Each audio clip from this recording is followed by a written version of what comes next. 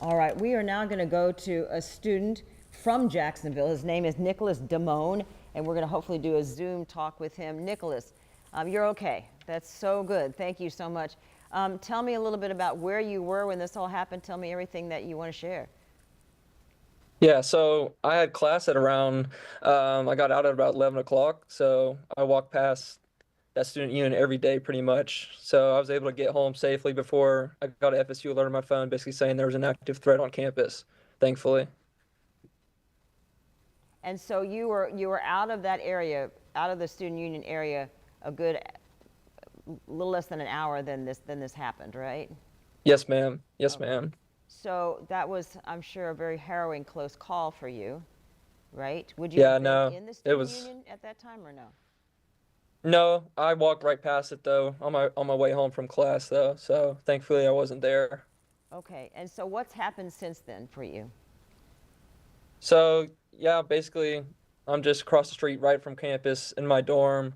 Police cars by probably the hundreds, honestly, coming by our apartment.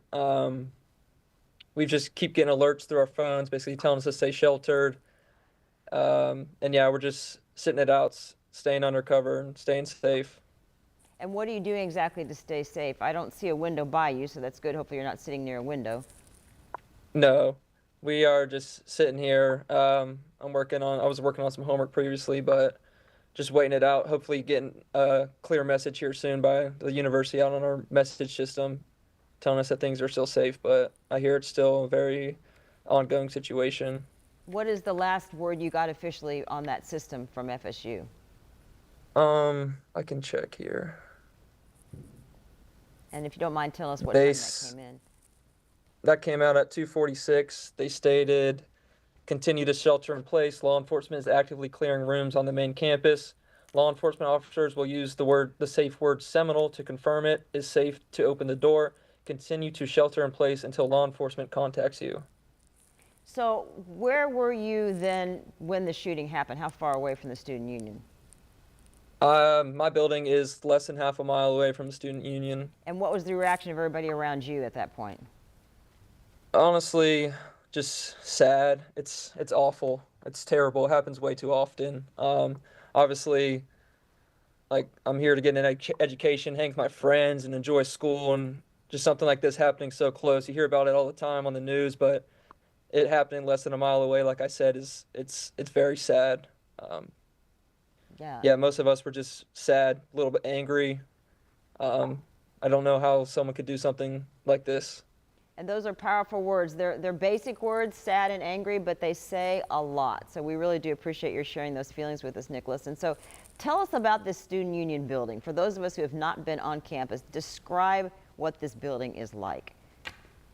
Yeah, so the student union it's a huge building. They've got study offices. They've got restaurants. They have a bowling alley downstairs. It's just a big place where students go throughout the day, take a break, get something to eat for lunch, or study. And we don't know where this shooting happened. Does it normally have security guards at the building whenever you're in it? I'm not aware of that, but I do know that FSU PD is very active on campus throughout the day. I see them every single day on campus, so hopefully they were quick in response. So since this person had a gun, apparently, are there no metal detectors on those doors for the student union? Not that I know of. No, And, ma'am. and how many doors in and out are there, would you say? A rough estimate, I'd say probably three to four different entrances. Okay. And then when somebody comes out, are they in a big wide open area where they could be easily seen? Or is there vegetation, trees and bushes and so forth where you could hide? So on like the south side, on the opposite of Tennessee Street, there's called Legacy Walk. It's pretty shaded trees. But around the other three quadrants of the student union is pretty wide open. So were you happy with the way you were alerted by FSU? Did they do everything you think that they could have to keep you all safe? Yeah, I mean the messaging system is huge. We get those anytime there's some sort of safety threat on campus, whether that be weather or something like this. So yeah, their response was very good. So tell me who loves you and who got word that you're okay. I'm sure, did you text them or call them or tell me about that first contact, like I'm alive, I'm okay? Yes, obviously my parents, my mom and my dad. They were happy. Um, Basically just talking about the situation and why stuff like this goes on. It's just sad. It's just the biggest thing I have to say. It's terrible. I mean, these people that do these types of things, they probably don't no community ties, like no church, broken homes. They're just disconnected from the world, and they have no value for human life. So it's sad. It's really sad. It's just difficult to even find words to describe how awful this whole thing is. And we see it all around the Yeah. country, and then when it comes this close, and you grew up in Jacksonville, is that right? Did you go to high school here? Yes, ma'am. I went to Wilson High School. Wolfson, okay. And you're, without telling where your mom and dad live or anything like that, what type of work did they do? They are law enforcement officials for Jacksonville Sheriff's Office. Oh, okay. So you grew up with lots of instruction then, so you knew exactly how to handle this situation then? Yes, man. Just tell me to always stay aware and stay on the tip of my toes. It's crazy people in this world. Yeah, there are. Did you ever have to take precautions before? Did you guys go through training at FSU for active shooter training? No, there's no sort of active shooter training. Mostly just high school. I mean, we had code red drills and stuff all the time. So, So what'd you learn from the Code Red drills, or at least active shooter training at Wolfson?